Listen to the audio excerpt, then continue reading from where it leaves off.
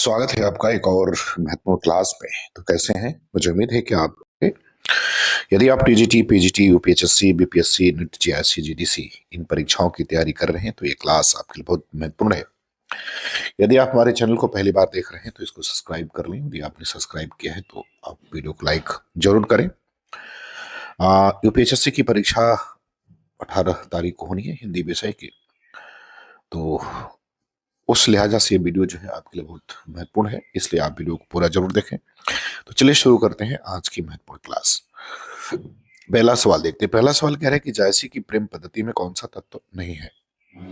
ए कह रहा है वियोग की प्रधानता, बी प्रेम पथ जीवनोत्सर्ग का पथ, सी आध्यात्मिक प्रेम की व्यंजना, और डी कह रहा है कि वासनात्मक प्रेम की प्रमुखता। तो आपको ये बताना है कि जायसी की प्रेम पद्धति में कौन सा तत्व जो है नहीं है। तो जायसी की प्रेम पद्धति में जो है वासनात्मक प्रेम की प्रमुखता नहीं है, अर्थात विकल्प डी जो है इसका उत्तर क्या होगा, वो सही होगा। दूसरे सवाल पर आते हैं। दूसरा सवाल करे कि जैसे किस बात के लिए सर्वाधिक जाने जाते हैं? ए रहस्यवादी प्रवृत्ति के लिए, बी वियोग वर्णन के लिए, सी आध्यात्मिक प्रेम की व्यंजना के लिए, और डी करे कि इन सब के लिए। तो आपको दूसरे प्रश्न का उत्तर जो है वो बताना है। तो जैसी जो है सबसे अधिक वियोग वर्णन के लिए जाने जाते हैं, विकल्प बी इसका उत्तर क्या होगा, वो करेक्ट आंसर हो जाएगा। तीसरे सवाल पर आते हैं। तीसरा सवाल कह रहा है कि यत्र तत्र अत्युक्तिपूर्ण होने पर भी जायसी का विरह वर्णन मजाक की हद तक नहीं पहुंच पाया। ये कथन किसका है? ए आचार्य रामचंद्र शुक्ल का, बी डॉक्टर राम कुमार वर्मा, सी डॉक्टर नगेंद्र का, और डी डॉक्टर रामविलास शर्मा का। तो आपको तीसरे प्रश्न का उत्तर जो है वो बताना है कि इसका सही उत्तर क्या होगा। तो ये कथन जो है वो आचार्य रामचंद्र शुक्ल का है, विकल्प ए उत्तर इसका जो है वो करेक्ट हो जाएगा। चौथे सवाल पर आते हैं। कह रहे कि जायसी के पद्मावत के संबंध में कौन सा कथन असत्य है? आपको ये बताना है। एक कह रहे कि जायसी के लौकिक प्रेम के माध्यम से, जायसी ने लौकिक प्रेम के माध्यम से अलौकिक प्रेम का चित्रण किया है। बी जायसी के पद्मावत में भारतीय संस्कृति का निरूपण है। सी कह रहे कि पद्मावत मसनवी शैली में लिखा गया है, और डी कह रहे कि पद्मावत ब्रजभाषा का महाकाव्य है। तो आपको बताना कि कौन सा इसमें कथन असत्य है। तो विकल्प डी जो है ये असत्य है। पद्मावत ब्रज भाषा में नहीं बल्कि पद्मावत जो है वो अवधी भाषा में लिखा गया है। पांचवी सवाल पर आते हैं। कह रहे कि जायसी का पद्मावत किस भाषा में रचित है? तो ए अवधी, बी ब्रज भाषा, सी खड़ी बोली, और डी फारसी। तो ये अवधि में रचित है, विकल्प ए उत्तर इसका जो है वो क्या होगा, वो सही होगा। 6 नंबर सवाल पर आते हैं। सवाल नंबर 6 कह रहा है कि रक्त आंसू घुंघुची बनबोई, इस पंक्ति से क्या आशय, क्या पता चलता है? ए जायसी के विरह वर्णन पर फारसी का प्रभाव है, बी जायसी के विरह वर्णन में सात्विकता है, सी जायसी का विरह वर्णन शालीनता से युक्त है, और डी करेक्ट इनमें से कोई नहीं। तो आपको छठवें प्रश्न का जो है उत्तर जो है वो बताना है। तो देखिए इसमें जायसी के विरह वर्णन पर फारसी का प्रभाव जो है वो दिखता है, तो विकल्प ए उत्तर इसका क्या होगा, वो सही हो जाएगा।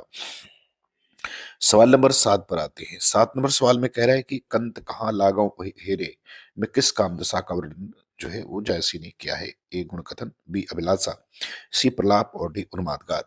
तो आपको बताना है कि किस दशा का वर्णन जो है जायसी इसमें करते हैं। तो जायसी इसमें जो है अभिलाषा का वर्णन करते हैं, तो विकल्प बी उत्तर इसका जो है सही होगा। 8 नंबर सवाल पर आते हैं। 8 नंबर सवाल में कह रहे कि लवंग सुपारी जायफल सब पर फरे अनूप, आसपास धन इमली और घनतार खजूर, इन पंक्तियों में किस प्रकार की प्रकृति का चित्रण है? ए रहस्यात्मक रूप में, बी नाम परिग्रहण शैली में, सी अलंकार के रूप में, और डी प्रतीकात्मक रूप में। तो आपको 8वें प्रश्न का उत्तर बताना है कि इसका सही उत्तर क्या होगा। तो अगर 8वें प्रश्न के उत्तर की बात करें तो इसमें नाम परिगणन शैली में जो है ये प्रकृति का चित्रण हुआ है, तो विकल्प बी उत्तर इसका क्या होगा, वो सही हो जाएगा। सवाल नंबर 9 पर आते हैं। 9 नंबर सवाल में करें कि सूफी साधना के कितने पड़ाव माने गए हैं, ये आपको बताना है। ए करें 3, बी 4, सी 5, और डी करें कि इनमें से कोई नहीं। तो सूफी साधना के कितने पड़ाव हैं ये आपको बताने हैं। तो इसके कुल 4 पड़ाव हैं, विकल्प बी जो है उत्तर सही होगा। आप कमेंट करके जरूर बताएंगे कि ये 4 पड़ाव कौन कौन से हैं। 10 नंबर सवाल पर आते हैं। कह रहा है कि कौन सा पात्र पद्मावत का नहीं है? ए रत्नसेन, बी नागमती, सी पद्मावती, और डी मृगावती। तो आपको ये 10वें नंबर प्रश्न बताना है कि कौन जो है पद्मावत का पात्र नहीं है। तो वो मृगावती जो है इसके पात्र नहीं है, विकल्प डी उत्तर इसका सही हो जाएगा। सवाल नंबर 11 पर आते हैं। 11 नंबर सवाल में कह रहे कि पीयूषो कहे वो संदेशना हे भौरा हे काग, शोधन बिरह जरिमुई धिक धुआं हम लाग, में इनमें से कौन सा तत्व जो है कथ्य के रूप में है? ए विरह में प्रकृति से निरूपण है, बी संदेश प्रेषणीयता है, सी गृहिणी की अभिलाषा है और डी कह रहे कि इनमें से कोई नहीं। तो आपको बताना है कि इसमें से कौन सा कथन तथ्य के रूप में जो है वो कहा गया है। तो अगर इस प्रश्न के उत्तर की हम अगर बात करें तो इसमें संदेश प्रेषणीयता है, संदेश देने की बात कही गई है, तो विकल्प बी उत्तर इसका सही होगा। सवाल नंबर 12 पर आते हैं। 12 नंबर सवाल में कह रहे हैं कि नैन जो देखा कमलभा निर्मल नीर शरीर, हंसत दो जो देखा हंसभा दसन जो नगहीर में कौन सा अलंकार है। ये आपको जो है बताना है सवाल नंबर 12 में। ए कह रहा उल्लेख, बी कह रहा दृष्टांत, सी कह रहा विभावना और डी कह रहा कि तद्गुण। तो आपको बताना है सी 12 नंबर सवाल का कि इसमें कौन सा जो है वो अलंकार है। तो इसमें जो है वो तद्गुण अलंकार है, विकल्प डी जो है इसका उत्तर सही होगा। तद्गुण अलंकार का मतलब होता है कि जहां कोई वस्तु अपने स्वभाव को छोड़कर अपने पास के समीप स्थित किसी अन्य वस्तु का उत्कृष्ट गुण जो है वो ग्रहण कर लेता है, उसे हम तद्गुण जो है वो अलंकार कहते हैं। 13 नंबर सवाल पर आते हैं। 13 नंबर सवाल में कह रहे हैं कि पद्मावत किस प्रकार का काव्य माना जाता है। ए रूपक काव्य, बी अनुक्ति काव्य, सी समासोक्ति काव्य और डी कह रहे हैं कि इनमें से कोई नहीं। तो आपको 13 नंबर प्रश्न का उत्तर बताना है। तो ये एक समासोक्ति काव्य माना जाता है, विकल्प सी इसका उत्तर जो है वो सही हो जाएगा। 14 नंबर सवाल पर आते हैं। कह रहे कि जायसी के रहस्यवाद में प्रधानता है, तो किस चीज की प्रधानता है बताना है। ए भावात्मकता की, बी साधनात्मकता की, सी आध्यात्मिकता की और डी कह रहे कि इन सभी की। जो 14 नंबर प्रश्न का उत्तर बताना है। तो जायसी के रहस्यवाद में भावात्मकता की प्रधानता है, विकल्प ए उत्तर इसका जो है वो सही होगा। सवाल नंबर 15 पर आते हैं। 15 नंबर सवाल में कह रहे हैं कि हिंदी के कवियों में यदि कहीं रमणीय सुंदर अद्वैत रहस्यवाद है तो जायसी में, जिसकी भावुकता उच्च कोटि की है। ये कथन किसका है। ए हजारी प्रसाद द्विवेदी का, बी विनय मोहन शर्मा का, सी चंद्रगुप्त विद्यालंकार का और डी कह रहे कि आचार्य रामचंद्र शुक्ल का। तो आपको 15 नंबर प्रश्न का उत्तर बताना है, इसका सही उत्तर क्या होगा। तो इसका सही उत्तर विकल्प डी हो जाएगा, आचार्य रामचंद्र शुक्ल का। सवाल नंबर 16 पर आते हैं। 16 नंबर सवाल में कह रहे हैं कि ए रानी मन देखो बिचारी, यही नैहर रहना दे बिचारी। यह पंक्ति आचार्य शुक्ल द्वारा संपादित पद्मावत के किस खंड में है। ए मानस सरोदन खंड, बी सिंहलदेव खंड, सी कह रहे कि नागमती वियोग खंड और डी कह रहे कि इनमें से कोई नहीं। तो आपको 16 नंबर प्रश्न का उत्तर जो है वो बताना है कि इसका सही उत्तर जो है वो क्या होगा। तो इसका सही उत्तर विकल्प ए हो जाएगा, मानस रोधक जो खंड है ये इससे जो है लिया गया है। बात करते हैं सवाल नंबर 17 की। सवाल नंबर 17 में कह रहे कि छायावाद एक दार्शनिक अनुभूति है, ये कथन किसका है। ए रामचंद्र शुक्ल, बी डॉक्टर वर्मा, सी शांति प्रिय द्विवेदी और डी कह रहा है कि महादेवी वर्मा। तो आपको 17 नंबर प्रश्न का उत्तर जो है बताना है कि इसका सही उत्तर क्या होगा। तो इसका सही उत्तर विकल्प सी हो जाएगा, शांति प्रिय द्विवेदी। बात करते हैं सवाल नंबर 18 की। 18 नंबर सवाल में क्या कह रहा है। करे इनमें से कौन सा ग्रंथ जायसी का नहीं है। तो आपको ये बताना कि कौन सा ग्रंथ जायसी के द्वारा लिखित नहीं है। ए पद्मावत, बी मृगावती, सी अखरावट और डी कह की आखिरी कलाम। तो कौन सा जायसी के द्वारा लिखित नहीं है, ये आपको जो है वो सवाल नंबर 18 में बताना है।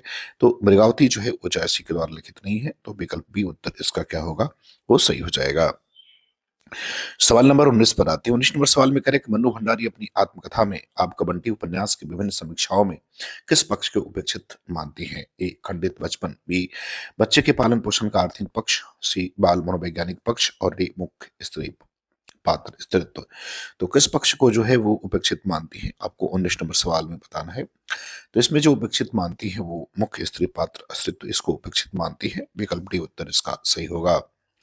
सवाल नंबर 20 पर आते हैं। 20 नंबर सवाल में कह रहे हैं कि जुंग के अनुसार पिता पर अधिकार जमाने के लिए लड़की की अपनी मां के प्रति स्पर्धा को किस ग्रंथि के रूप में माना जाता है। ए परपीड़न प्रति ग्रंथि, बी इलेक्ट्रटा ग्रंथि, सी आत्मपीड़न प्रति ग्रंथि और डी कह रहे हैं कि इडिपस ग्रंथि।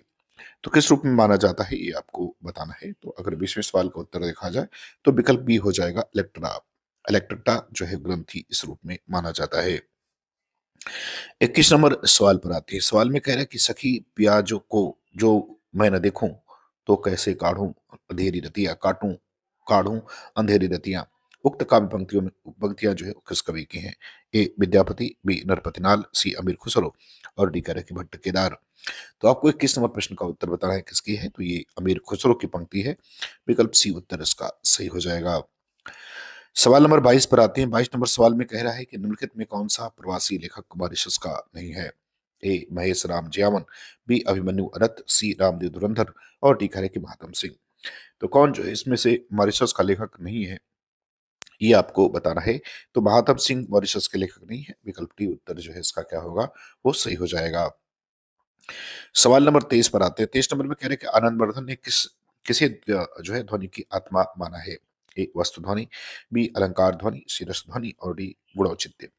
देखो इसको जो है वो ध्वनि की आत्मा उन्होंने जो है माना है। तो अगर 23 नंबर प्रश्न के उत्तर की बात करें तो विकल्प सी होगा, रस ध्वनि को जो है उन्होंने आत्मा माना है। बात करते हैं सवाल नंबर 24 की। सवाल नंबर 24 में कह रहा है कि जन्मा कवि प्रकृत्या घुमक्कड़ और विचारता मूलतः मार्क्सवादी। कविता के लिए कोई भी विषय हो सकता है। घुमक्कड़ ऐसे कि कभी यहाँ कभी वहां, मूलतः मार्क्सवादी किंतु वे उसके बाहर भी झांक लेते हैं। बच्चन सिंह का उपयुक्त कथन जो है किस कवि के विषय में कहा गया है, ये आपको बताना है। ए मुक्तिबोध, बी केदारनाथ अग्रवाल, सी त्रिलोचन और डी नागार्जुन। तो 24 नंबर प्रश्न का उत्तर बताना है कि ये बच्चन सिंह का कथन जो है वो किस कवि के संदर्भ में है। तो ये नागार्जुन के संदर्भ में है। विकल्प डी उत्तर इसका सही होगा। सवाल नंबर 25 पर आते हैं। 25 नंबर सवाल में कह रहे हैं कि तुलसी की विलक्षण प्रतिभा इस बात में है कि उन्होंने भक्त और रचनाकार की भूमिकाओं का एक साथ सफल निर्वहन किया। भक्त मूलतः दैवी शक्ति के किसी स्वरूप में आस्था रखता है, जबकि रचनाकार अपनी आस्तिकता नास्तिकता के बाद एक मूलतः ऐहिक या की धर्मनिरपेक्ष कर्म में प्रवृत्त होता है। तुलसीदास के विषय में उपयुक्त कथन किस साहित्य इतिहासकार है। ए रामस्वरूप चतुर्वेदी, बी रमाशंकर शुक्लसाल, सी गणपत चंद्र गुप्त और डी हजारी प्रसाद द्विवेदी। तो आपको 25 नंबर प्रश्न का उत्तर बताना है कि ये किसका कथन है।